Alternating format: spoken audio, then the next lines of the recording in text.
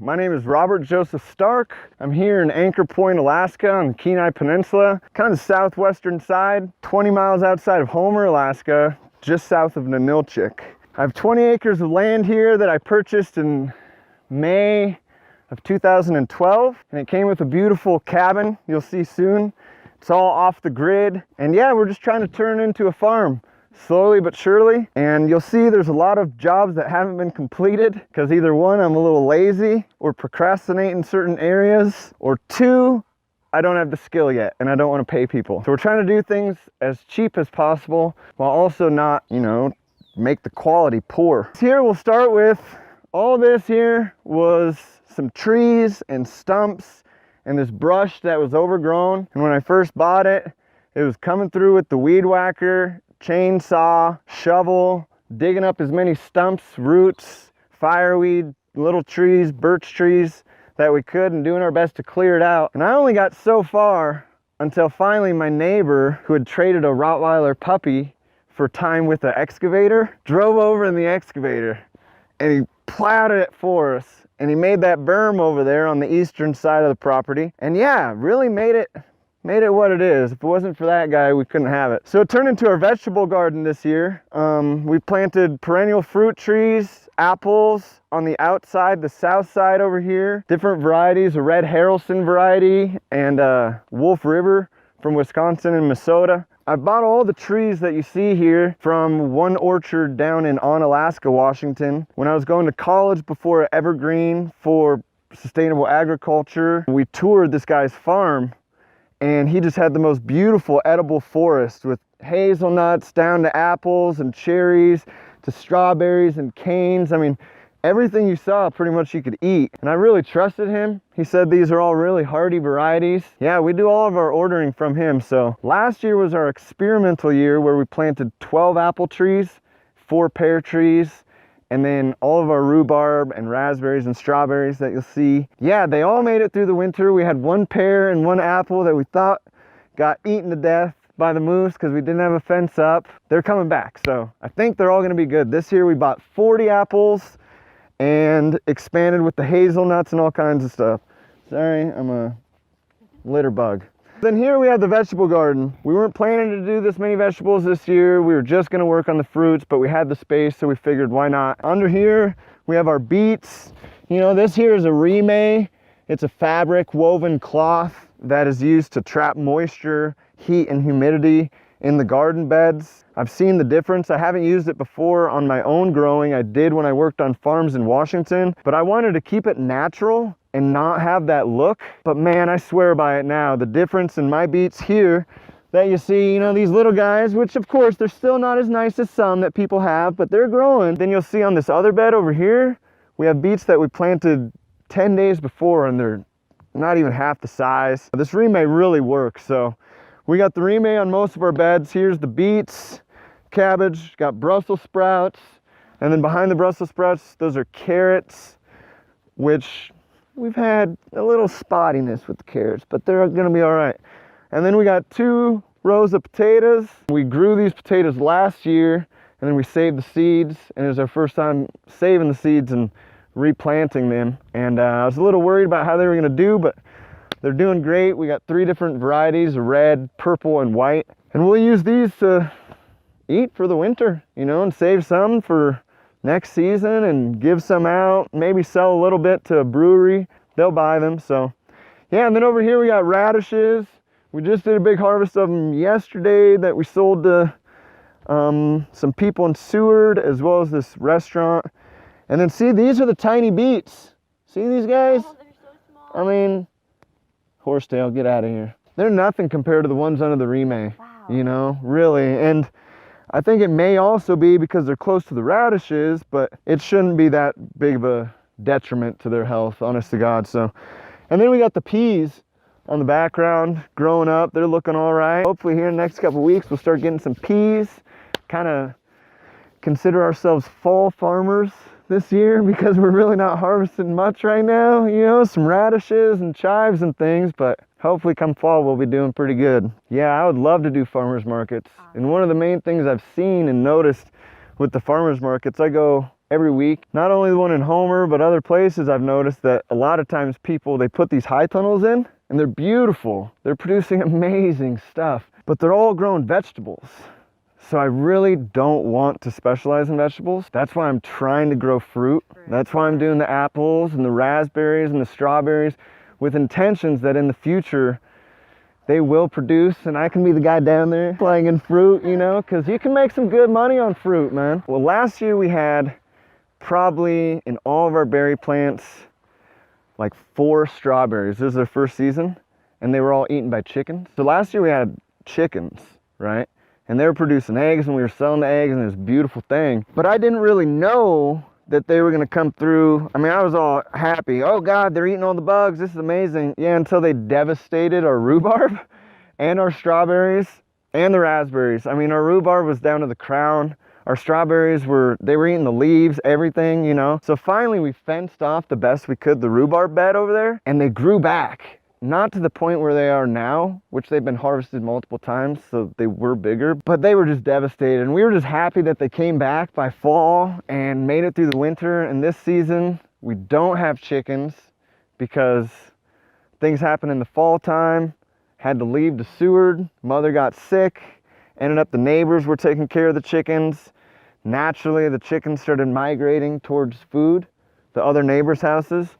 And so to this day, there's 2 of those birds that made it. We had 16. I was told a lot of the neighbor dogs were, you know, roving over when my dogs were gone. And yeah, so we don't want to get chickens just yet again because we don't know what we're going to be doing in the winter and everything. And that's another reason we're really trying to do the perennial farm, is so we don't have to be here every summer all the time watering our garden and this and that. Once these fruits start establishing themselves and start producing, it's going to be go time, and I think it's going to be pretty easy to maintain them. Yeah, well, you have annual plants, you know. Your annual plant is like a radish. You plant the seed, and within 1 year, that plant goes through its life cycle, and it produces seeds. So the radish will grow up, and it'll turn into a nice little radish like that. But here, just about right now, it's about 60 days after I planted these. No, 50. They'll start bolting is what it's called. You know, they'll start harnessing all that energy and boom, shoot it up through the center, and they'll shoot up this stem. And that stem will come up, and then it starts turning real hard. The radish does. You can't really sell that. You know, you don't even want to put it in cans. It doesn't taste good. But then it puts up that stalk, and then it produces seeds. So an annual does that year after year. You know, it's a 1 year life cycle. Biennial is like a raspberry, where the canes, you know, they live 2 years. First year they produce. I might be wrong on that, but they are biennials. Kale, biennial, and that's where, you know, you plant, like we have kale here. We planted the kale this season. It's going to grow up, which it is now if we uncover the beds, and then we'll be able to harvest that kale in the winter because next season is when it'll start producing its seeds, you know, and that's when it starts. Yeah, so that's a biennial. Well, a perennial is like a spruce tree, a birch tree, a cedar tree. You know, these are plants that you plant and they last for many, many years. You don't have to replant them. Strawberries are perennials, or cherry trees, and apples and pears, rhubarb, you know, these flowers, they're perennials. So we're trying our best to have a perennial garden so it's not really high maintenance. These are some elderberries. We do have natural elderberries that are here on the land, but we wanted more. We wanted to sell some berries there's a winery in town, and hopefully other people will just see what happens. This is one of the apples I thought wasn't gonna make it. So it doesn't look that great, but still, I think it is gonna make it. Yarrow, that's my favorite plant. Achillea millefolium. Achilles got his nickname, or his name from that plant, because his mother, when he was a little baby, picked him up by the heel right here. It was like my favorite swimmer. Picked him up by the heel, and she dunked him into a bath with Achillea millefolium as like an essential oil in the bath, and it made him invincible. Everything besides that is supposed to be really good for your skin. Anytime we have infections, the dogs, me, anything, and we use it for compost tea. You know, we make a lot of compost tea here that we spread on the plants. So yeah, I love yarrow. Then we got comfrey, you know, that's another, it's what they call a biomass accumulator, being that it's a perennial plant that grows up nice and hardy, produces a lot of material that we can use in our compost, as well as it's a bee attractant. you'll see on nice days, you know, the bees seem to be pretty lazy today. Yeah, the bees will come in and they'll just get all over this stuff. And of course daisies, because they're beautiful. So again, we got the apple, a pear tree, which people have been asking, do they grow pears in Alaska? And so far, I don't know of anyone growing pears in Alaska, even up at the University of Alaska Fairbanks. But you know, we're gonna try. We're gonna try.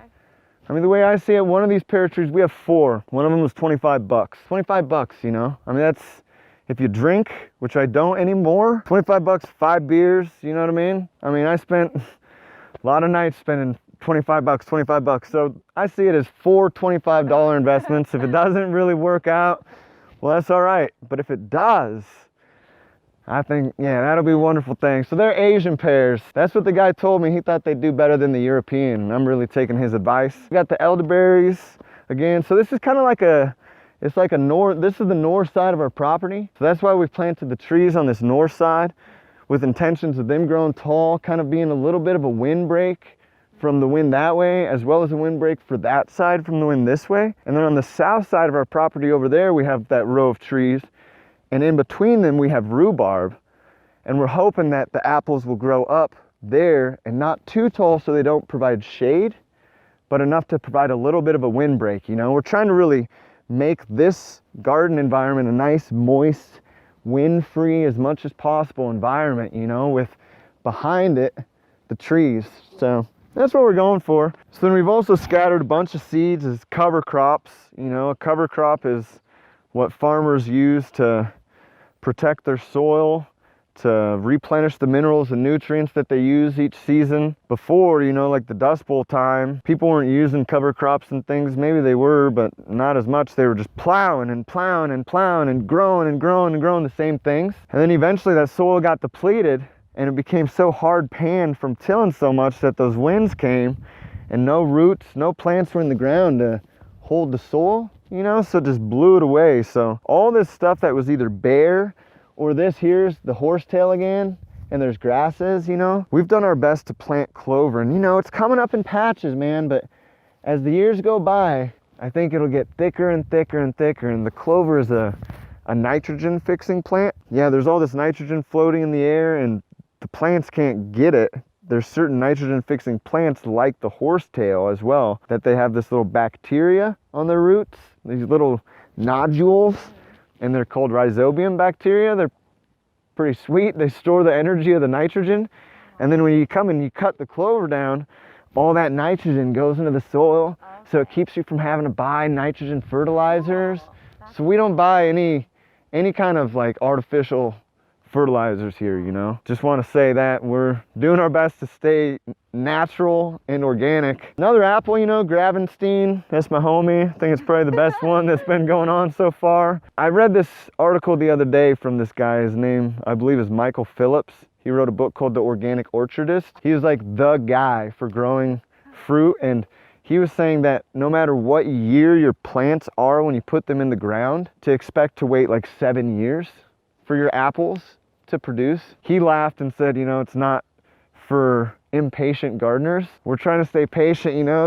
They're pretty small, but last year was their 2nd year alive. This is their 3rd year.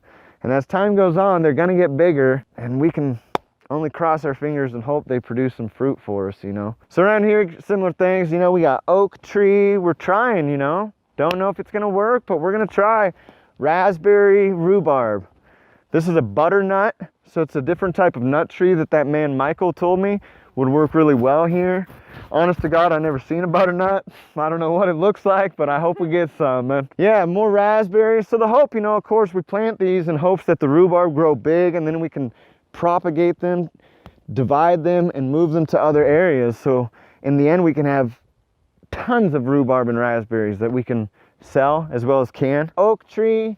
Another thing we're trying to do is not destroy all the natural landscape that's here. We're trying to work with the natural landscape, which is why we haven't just cleared all the trees and all the roots and everything. We're just trying to work around it, you know, saving us a lot of money, a lot of energy, and it's providing homes for all the birds and bugs and all the beautiful things that are here. Yep, we got another nut tree here, little McDonald. I envision it growing huge and taking this thing over and producing a bunch of hazelnuts. Another little rhubarb.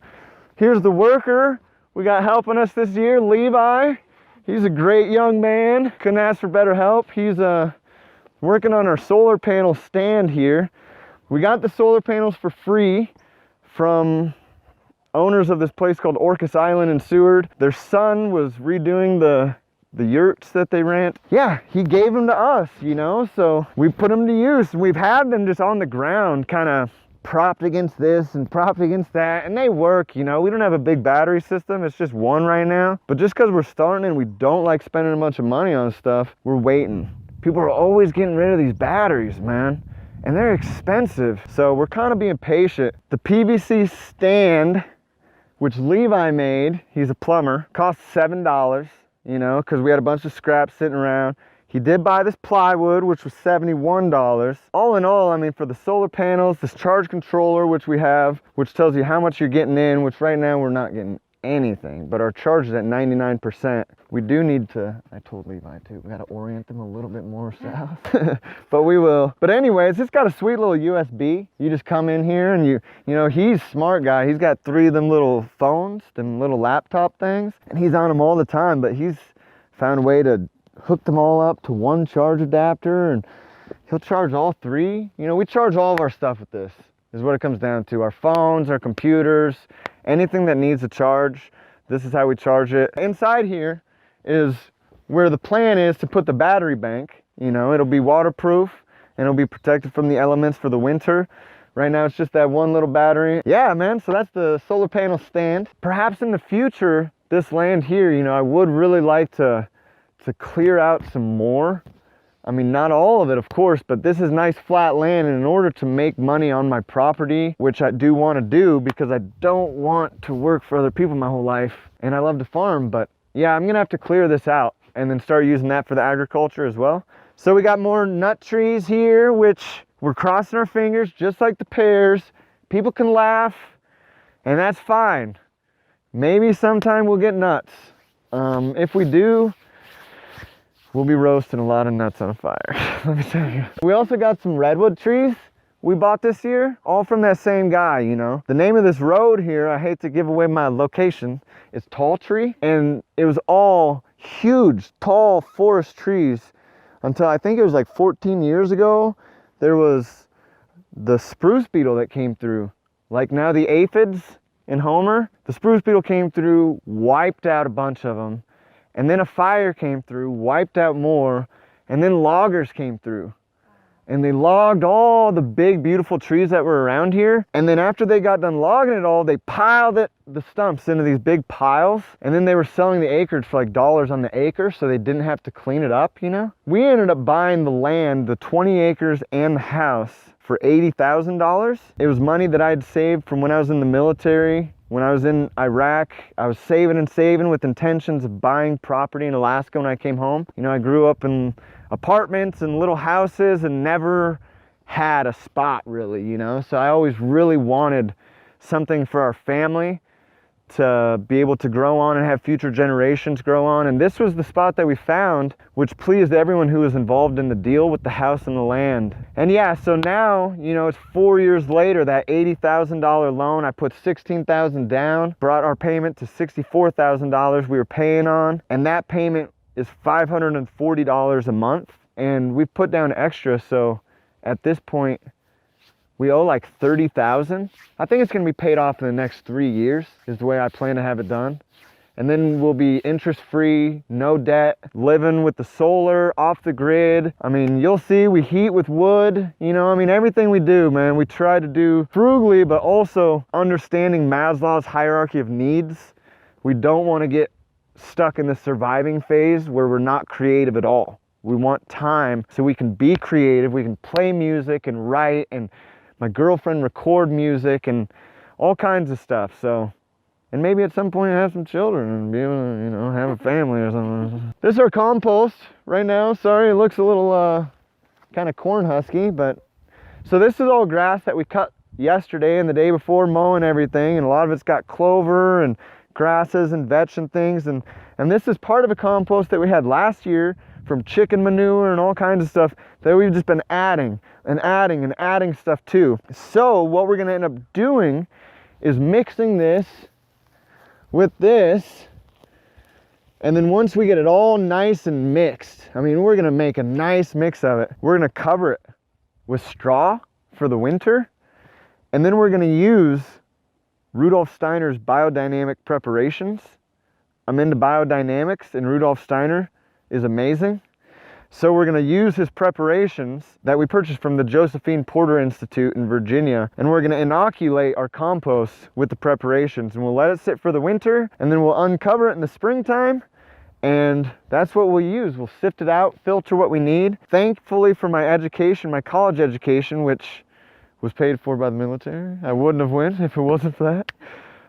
I did learn a little bit about composting. I do understand the carbon and nitrogen ratio a little bit. Nothing here is scientific, but we are doing our best to layer. You know, you got your carbon, which is like your brown material, you know, and that takes longer to break down. And then you got your nitrogen, which is like your manure, your grasses, your green material. And it's finding that good layering system, you know. So usually when people build a compost, they'll start with like one layer of green, maybe a couple inches, and then boom, put in the brown, couple inches, then boom, put in the green, couple inches.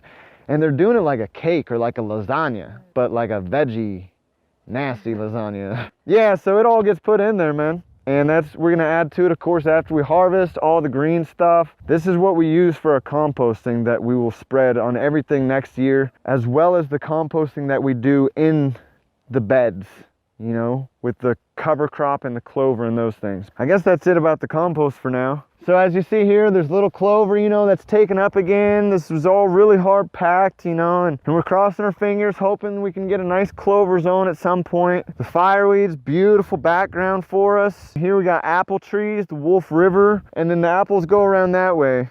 We got some rhubarb, you know, that we propagated. A couple haven't made it, but you see here, this is one little guy. So you got the rhubarb plant. It's a big plant. It's got all these roots. Well, if you kind of look a little closer, which I'll show you with the rhubarb, I suppose, there's all these little crowns. And what you do is you take your little pruners and you cut those crowns, and then you bring a crown and you plant it. And then you bring a crown and you plant it. And that one rhubarb plant, all of my rhubarb plants, which now last year was 12 after propagating and stuff, probably got like 30. Came from one plant that a guy gave me. And he gave me that one plant, and I took that one plant and I made all these cuts, you know.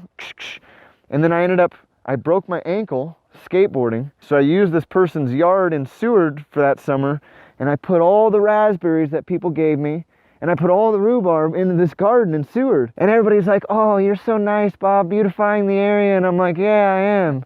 But I knew I was gonna take them and I was gonna bring them here, you know what I mean? So that's what happened, man. I brought them out here, and that one plant became like 30, and just trying to get more and more so we can, you know, make a few dollars on it and have a bunch for food and wine and whatever else people want. We're gonna go up here to the house here in a second. One thing I did forget to mention about the garden area is that we do not have a tiller. We don't have a tractor. What we do have are hand tools and some really strong, lean bodies. So we did all this stuff by hand, you know, which ain't that big a deal to a lot of people, but we got this awesome tool from a thrift store in Homer that was built by this woman's grandfather. She used it in Homer for a lot of years, or he did actually. And then he was retiring from farming, so he lent it to, well, he gave it to us. That's what we've used to build our beds and to hoe and pretty much till the land. So yeah, now we'll go forward. We just got this four-wheeler this year, which has been used so far as a really great entertainment source, or source of entertainment. I guess I haven't quite used it yet for a tool. Right now there's some cedars in this tarp that I was gonna bring to the other property, on the other side of the property. After I planted the cedars, I read that article by that fella. He had mentioned how he learned the hard way. He lost his first 55 apple trees to cedar apple borers. He said he got a degree in borers because all of his apple trees got eaten by a bug that transmits from the cedar to the apple.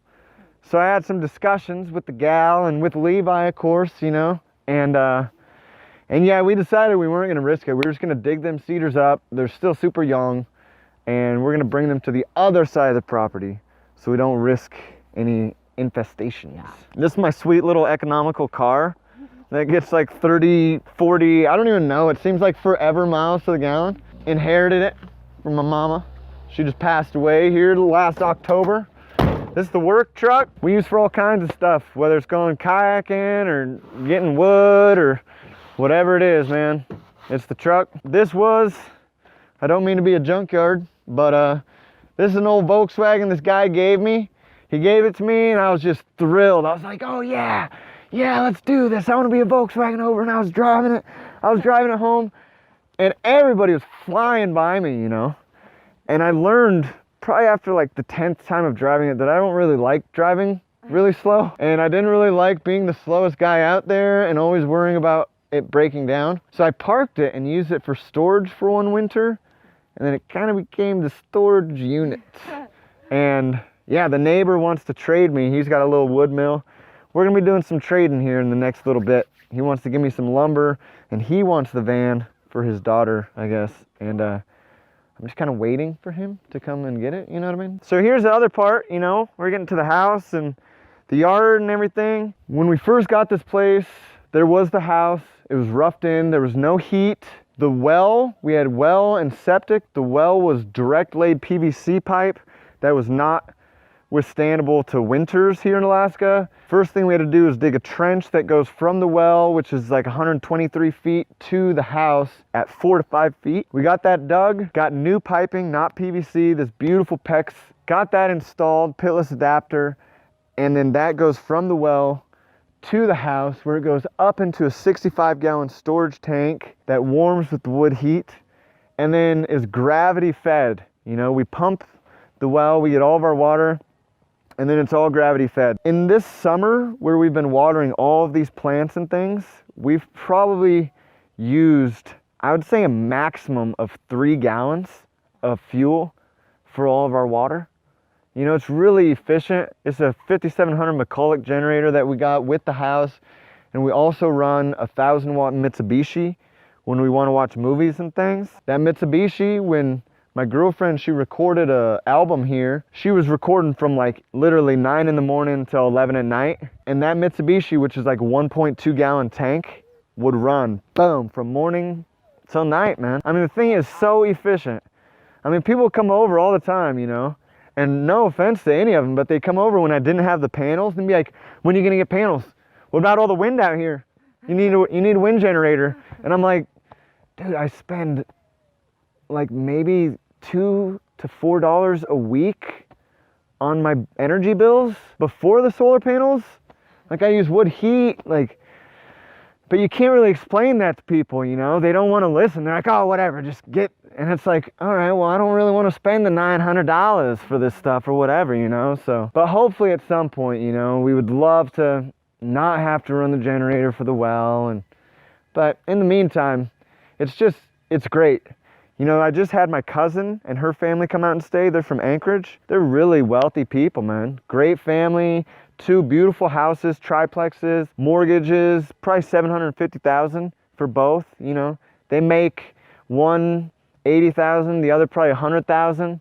You know, make a lot of money, man. And they came out here and, you know, the very first thing, they drove their RV here from Anchorage. You know, they were in the RV, you know, they'd be like, oh, you want to come hang out? Come to the RV. And I'm like, you guys can come inside my house, you know, but it's just a little different than the way they live, you know. I was thankful they came, but very first morning I woke up and I came out, it was sunny and I stretched and I was like, oh, you guys, it feels good. And they're like, what feels good? And I was like, you know, I'm not trying to brag. I tell everybody who stays here this, and they're like, what?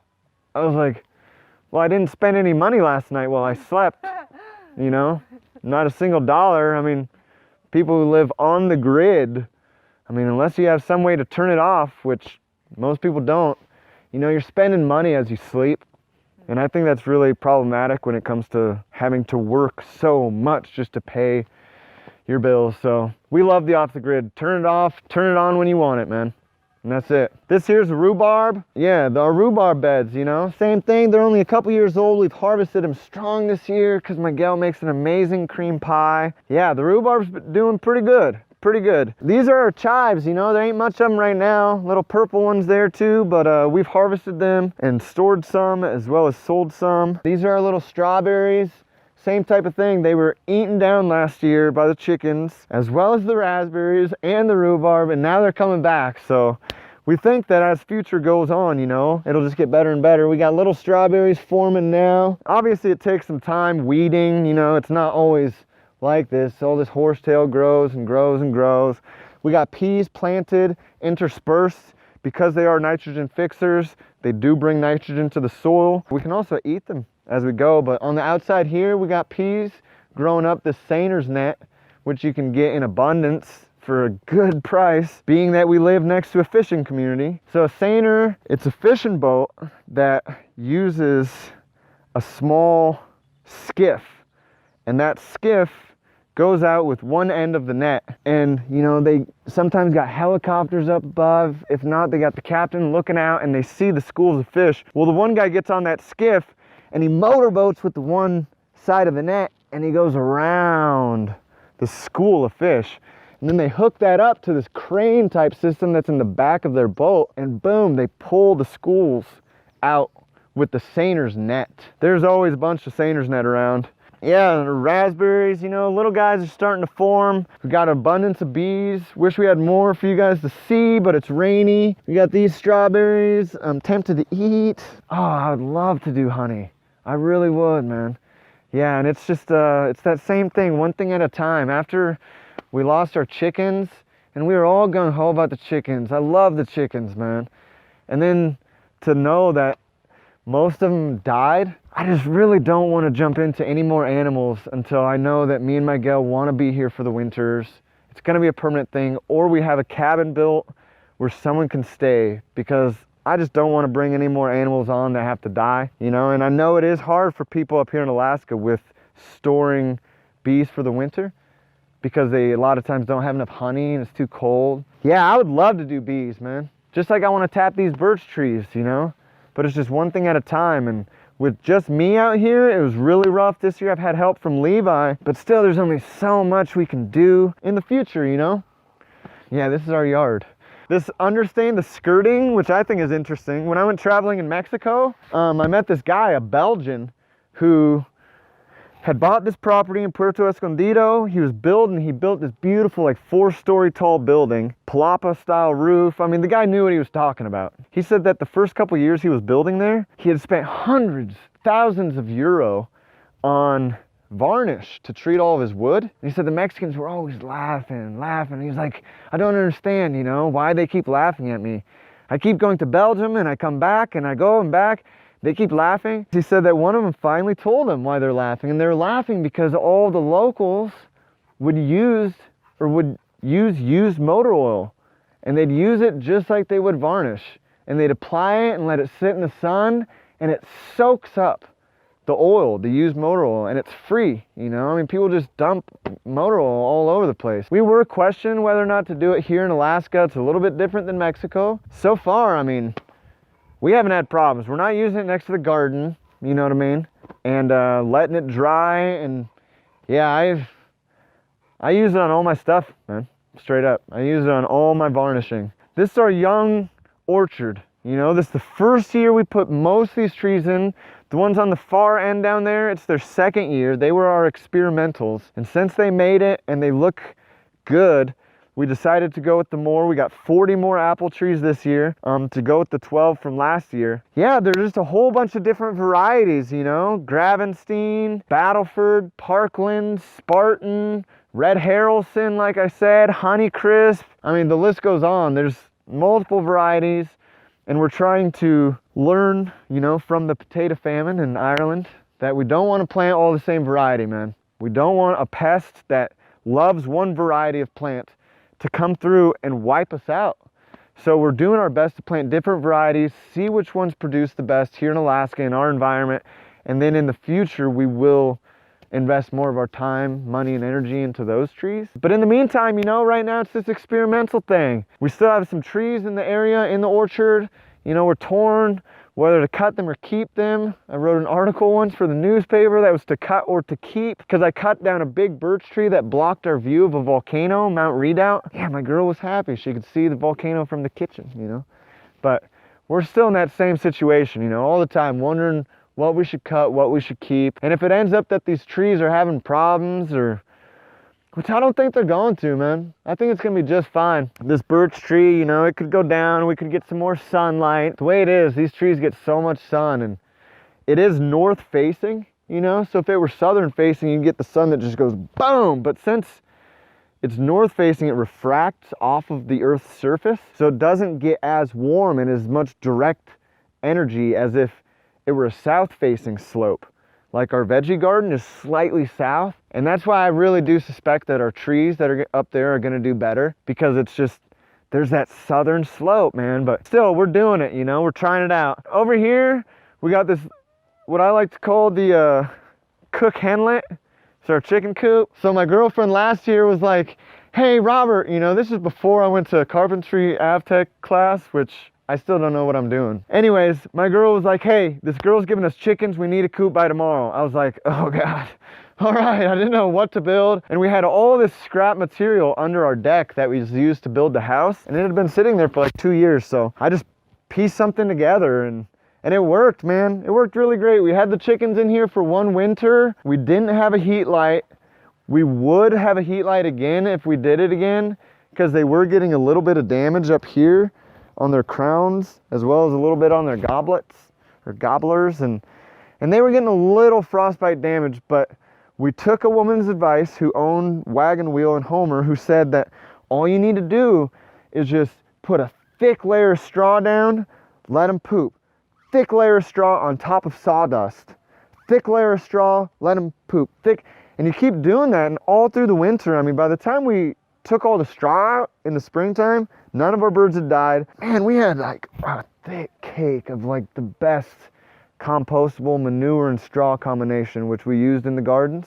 But yeah, next time we get chickens, we do want to get a little light, you know. We will have a little battery for them on them really cold winter nights. But what I am most fond of is this little thing. You know, I'm not a builder, I'm a finder.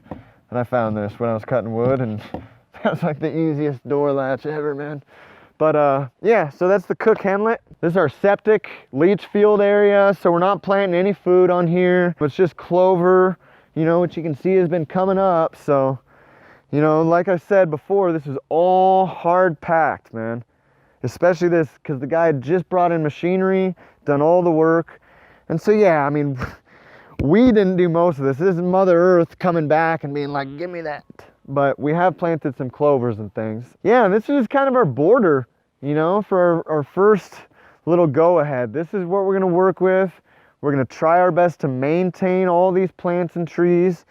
And then as time goes on, yeah, we'll clear out some more land and do more planting, and hopefully they all produce, and we can, I don't know, not only store food, but sell a little bit to make some money. So here we are, Anchor Point, Alaska.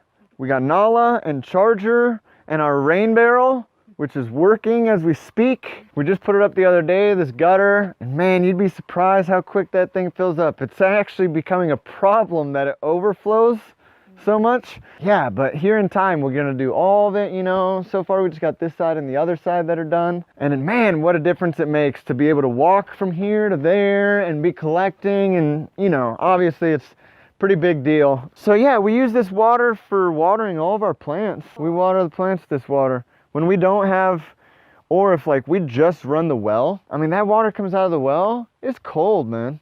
The plants don't like that. So a lot of times we do the rainwater, and when we water with this, we fill these two, you know. Before we got this all set up, it was probably like a week ago, we finally got it set up where we can water everything from the well water that's stored up there. But before that, and even now, we just collect the water, we fill these up, and we hand water. Or we'll use them, you know, I'll boil it up and use it to do dishes, sometimes not boil it. most of the time, not boil it. I do my dishes. Yeah, but I generally use it for watering plants. You know, our neighbor lived in a house for a lot of years, 20 plus years. It wasn't really well insulated. No skirting, no insulation in the floor, the walls, you know, and he would go through about 11 cords of wood in a winter. So one cord is 4 feet by 4 feet by 8 feet. So he'd go through 11 cords in a winter. Us, we lived here so far one complete winter.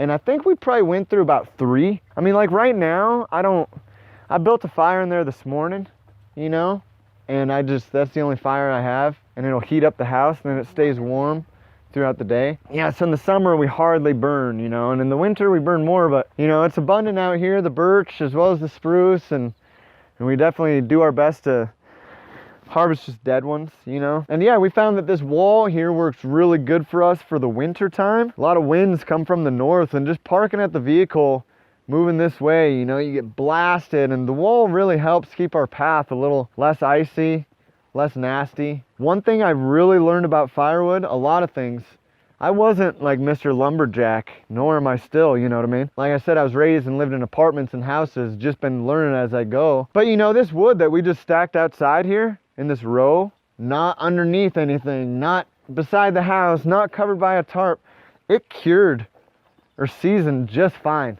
Like we can burn all this stuff. You know, there's some that's rotten, you know, but we got some other stuff that's perfectly seasoned and it's outside exposed to the elements. So that was a big thing for us, like, cause we kept being like, oh, we needed to build a woodshed. So we put up this little shanty lean-to. Oh, and you know, it was nice, you know, got a little dry space or whatever, but I really do like this style, like the walls. Yeah, I think it looks cool, man.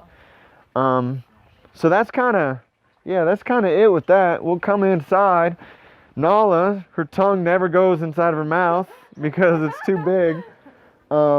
She's the princess or queen around here. And here's our little shed, and that has our generator, our tools. We got little wood for inside. My brother made this.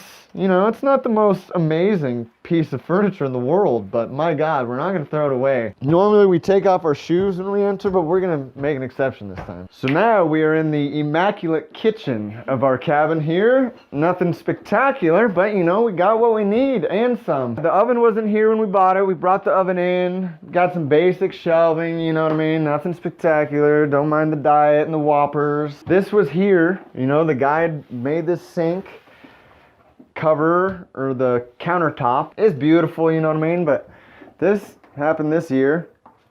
It's not the most pressure in the world, but hey, it works. And then we can filter it, you know. We got a filter that hooks up to the well, goes through the filter, goes into the tank upstairs, which you'll see, and then we filter it through here. So we do filter it twice before we drink it. Haven't had it tested yet, but it passes the taste test with flying colors. The guy who built this house, his name is Wayne Sapp. He was from Iowa.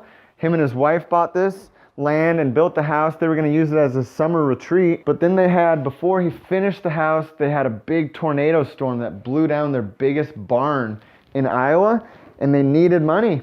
So they ended up turning around and selling the place, and that's why we got it for such a good deal. But now I'm really glad. At first I saw it as like kind of a, gosh, I got this house, I don't know what to do, my Lord.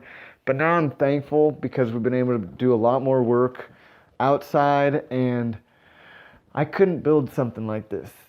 You know, I just couldn't, not yet in my life, you know. Like I stated before, there are unfinished projects. You'll see, we put the wood stove in. It works amazing. It's an earth stove. It's not cast iron, it's steel. And yeah, that's our money maker right there. It really heats up. We heat up our water on it. A lot of times we got cast iron skillets we put on there, so we'll heat water and cook. Got this sweet little fan that spins as it heats, and that spins or pushes some air around. Got my unfinished mosaic, which is just gorgeous, I know. My God, everybody wants to buy one of these. Got a nice little hide-a-bed here, little corner area where we hang out. When it's clear, like right now you can see a little bit, but looking to the west, there's Mount Redoubt, which is a volcano. And yeah, our northern view of Storiski Valley. You'll see a lot of moose down there, hear wolves, coyotes at night. Doesn't take too much to heat, pretty small. All right, so our bathroom here, like I said, is unfinished because I'm not really that great of a carpenter. Now we have a toilet that runs, which I don't care about, but my girlfriend cares about, and I can understand why. It's nice when people come over to be able to send them to the toilet instead of the outhouse. Not to get private, but I pee all around the outside of our land, you know, not the 20 acres, but where we have the orchard, and that acts, I think, as like a border for the animals to stay away. We mark our territory, and I talk to my dogs like they're little humans, and I'm like, go pee on the borders, and I swear they do, man. So yeah, now we got a toilet, which is nice, but we would like to put a bath. Not sure if dimensions match up. We do have it plumbed for water, both hot water on demand system as well as the cold water. So once I figure out a design that I want in here, which I'm having trouble with, we'll get it done, you know. But in the meantime, we go to Anchor Point. It's 8 miles away, and you know, going to town to check the mail or whatever, and there's a nice laundromat, shower place, pay $5, 11 minutes of hot shower. I mean, you know, I'm a infantryman myself, so I take like a 2-minute shower. A lot of times I don't take the whole shower. I'm like, all right, you know. So sometimes same thing as with the generator, like, do I need to do it? Do I need to make a shower in here, you know? But I know it would be nice at some point, especially if we want to rent it or just to have it finished. But so this is the bathroom. It's pretty basic right now. And then we have a back room back here that we just put some flooring down for, and that's generally used for, like, right now our worker, he stays in that back room, and we've had people visit, they stay in the back room. But yeah, that's just kind of storage right now. So walking up the stairs to my loft, which is actually a sauna when we have it heated up in here. It's a beautiful thing and a bad thing, you know, having a loft like this. We don't have an overhead fan, which we would really like to get, or some other fan up here. But when it's cold outside and you have the heat blazing up here, I mean, you're sleeping desnudo, which is Spanish for without clothes. Like, you can't be in clothes. It's so hot, man. We did have a house sitter stay here at one point, and she was really into, what's that, hot yoga, Bikram? Yeah. And she was like, this is the best yoga studio ever, you know, and she loved it. But same type of thing, floor's unfinished, you know, we got some carpet tiles, thinking about laying down, but then I'm like, oh, why should I got other things I want to do. But pretty simple, you know, got our bed, our little table area, a rocking chair, you know, a friend gave us, our little hot water heater. Earlier, I made a mistake, because usually I have Levi, who's the plumber, fill up the water tank. You know, we run the well, fill up the water. Well, I was the one in charge, and of course I'm Mr. Multitask, so I was building a fire at the same time, and it overflowed, you know. So we ended up having a little bit of water that went on the ground here underneath it, and I'm cleaning it up, so sorry for the mess. But it's our little closet space, you know. It ain't nothing spectacular, man, but it's easy, it's simple, you know. I don't spend a lot of time looking at what I'm gonna wear in the morning. I generally just put it on and go forth with my day. So yeah, I mean, it's nice up here, man. You know, you can sit in the rocking chair and look out to the north, and if it's winter, I mean, literally you can lay in bed and you can see the northern lights. I mean, my girlfriend's first winter was here in Alaska, her first winter. And on her birthday, October 1st of that year, I remember I woke up, for some reason I had to wake up and go to the restroom, and I went outside on the deck and I looked up and they were just all over the sky. I was like, oh my God. I came upstairs like, Sunrisa, you gotta go, check it out. She's like, what? And she gets out there and literally just cries. She's just crying. Oh my God. Yeah, she was up for like 45 minutes, you know, like you can walk probably longer. Me, I've seen it so much, you know, I grew up in Nome, but seen it so much, it's like, oh yeah, the Northern Lights, it's great, you know. But it is really nice to be able to be in your own home, look out the windows, go on your deck. There's no light pollution, which is another huge quality in off-the-grid living. No light pollution. I see the stars. I see, you know, I wouldn't say Uranus, but I see some things out there, you know. And yeah, man, so it's nice. Yeah, this is the spot. So if somebody was watching this and they're considering doing the off-the-grid living, it's something that they're kind of hesitant about, but it's something they really want to do, what advice would you give them? The advice I would give them would be to make a priority list. First and foremost, if you want an off-the-grid life, to prioritize your projects, to not think, okay, I'm going to get my water done, get my electric done, get my house built, get my farm built, get all this stuff done. You're going to spread yourself too thin, you know? So prioritizing is the biggest thing. The first couple years, I really didn't have a priority list. I was trying to work the other 10 acres and this, and next thing you know, as you see, you know, I got unfinished stuff, and it really should be done. So the priority list making would be one. Number two, reading the magazines, Mother Earth News, these videos and stuff. But really not taking them so seriously. The thing with the Mother Earth News, I love the magazines. I love all the online stuff, but a lot of times, you know, you see this house and it's beautiful, or you see this copper run system from a wood stove that heats up your water in your house and all this stuff, and they really don't tell you how much all this stuff costs to get that beautiful off the grid life, you know? So I would say that if you want to move off the grid, it's kind of like quitting drinking. You need to ease into it, you know? Otherwise, you're going to be like a couple of my neighbors who live out here who are miserable, who have 3 generators that they run 24/7 because they miss constant power. They haven't found a way to find comfort in their life going to sleep without a TV. So I would say, you know, like weaning yourself off of the energy use because we're such slaves to it, man. So that would be my other big one. And then the last one would definitely be to not be so extreme about it, you know? To go off little by little like you're weaning off. When I first bought this place, and I just got done going to college at Evergreen for sustainable agriculture, I was out here and I was like, oh my God, I want to leave no footprint, leave no footprint. So literally I would turn my generator on and I would run, you know? I would water stuff and I'd run. I was trying to do I was turning something that was really fun into something that was really hard, you know? It was taking away all the fun of it, you know? And I've got other people, my neighbors, you know, I mean, they know that if their volume on their TV is at 23, it will use this much more wattage than if it's at 21. You know, like you can go as far as you want, but to me, I want to live and I want to be happy, and I don't want to be a stingy, mean person, you know, who's constantly pinching everything. I really want to enjoy it, but use less and less. So that would be my advice. What was your biggest surprise in doing this? Because it sounds like if you went to college for it, it was definitely predetermined in your mind you wanted to do this. But what was the biggest surprise when you actually got here and you were doing it? Like something that you didn't expect, either good or bad? Well, to get personal again, the biggest surprise I would definitely say was, so I bought this with my brother and with his gal at the time. We all went in together. This was going to be a joint effort. And that only lasted for a short time before they didn't want in anymore. And then it was like, oh, well, just sell us 1 acre. Or first it was, let's deduct the house from what we're paying because we don't live in the house. So you pay for the house and we'll just pay on the land. Well, you know, we bought the house because you guys wanted a house.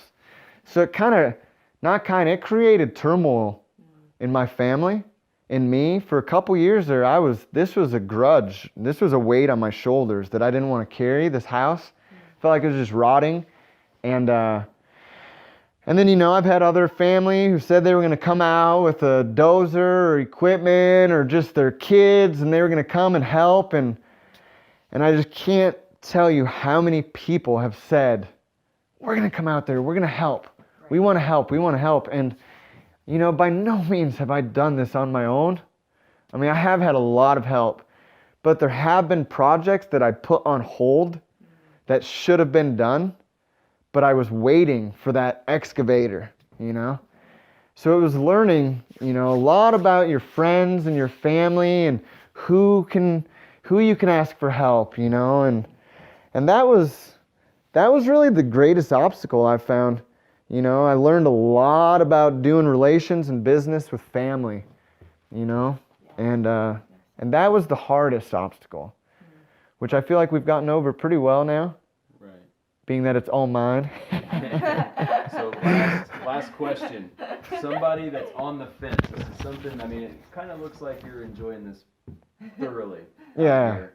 So somebody that's on the fence, they're getting ready to pull the trigger. They work the five days a week behind a cubicle, and they're really wanting to get out. And you did talk about earlier, you know, taking it easy, easing into it. Mm-hmm. But if somebody was on the fence, what motivation would you give them? Like, what would you tell somebody that is getting ready to do something like this, other than ease into it? Or do you feel as though this is necessarily something most people would aspire to, because some people are, you know, they're addicted to a certain type of lifestyle. Yeah. Maybe they might not enjoy it out here. But theoretical situation, somebody that would really love it, they've been putting it on hold, they've been, you know, procrastinating actually pulling the trigger. What advice, what motivation would you give them? Well, you know, that's a really great question. So I once bought a boat, and I worked really hard on varnishing all the trim of the sailboat, you know, and I didn't know anything about sailing. I didn't know anything about running boats. I bought it for $500. I thought I was getting a deal, you know, and ended up just working, sanding, and doing all this stuff that really didn't affect the way the boat ran. It didn't teach me how to run a boat or sail. And in the end, that boat, I sailed it twice before the engine went out on it, trying to bring it back into the harbor. I learned the hard way. But yeah, that boat, it finally ended up costing me about $2,500 in mooring fees. You know, it was back due from the guy I bought it from. And at that point, I was reading this book. It was called Rich Dad, Poor Dad, Teaching the Rich and Middle Class. Teaching the poor and middle class what the rich already know. And it was talking about the importance of dropping your assets or your liabilities, I mean. It was talking about how hard it is at times when you got something and you think it's a good investment, you know, whether it's a new washer, whether it's a house, whatever it is, it's your car, you know, you think it's a good investment. It's going to make you money. It's going to pay off in the long run, you know, and really a lot of times it doesn't, and it's hard to drop them, you know, and that was one of those instances where I was like, gosh, but I want to keep this boat. But they were like, oh, you owe $2,500. Oh, and now you got $1,200 more on top of that for the year. And then there's all the maintenance and the engine, and next thing I know, I was looking at multiple thousands on something I thought was going to be a $500 adventure. So what did I do? I dropped the boat, you know what I mean? And I think that's a big thing when people are either super far in debt, or, you know, whether it's college debt, mortgage, cars, all these things that we go in debt for. I think if people are really miserable in their lives,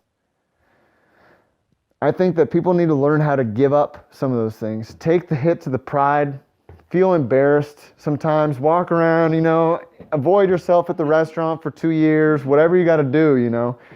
But I think that's a big deal, is learning how to drop what is bringing you down, you know, whether it's weeds in the garden or friends that are drug addicts and angry, you know what I mean? Like learning how to get rid of all that stuff and flourish, man. At least trying to flourish, you know, and then learning a little bit along the way, you know, and then eventually doing it and going for it and not turning back. And, you know, the very first night I came here, my brother and I, we got here. Next morning, woke up. What happened? I left the car battery on. The truck was dead, you know. Very first day, I'm like, oh, great start, off the grid living, you know. Got to put a sign out for someone to start us, you know, and this guy pulls up. He's a neighbor. He pulls up on his four-wheeler. You know, he's got this awesome horse rider's jacket and a long ponytail, and he gets off his four-wheeler, and literally the first thing he says to me and my brother, he says, I hope you guys have a notepad and a paper, because I got a lot to teach you guys here. And we're both like, hold up, man, what? You know, like we couldn't believe that he told us that.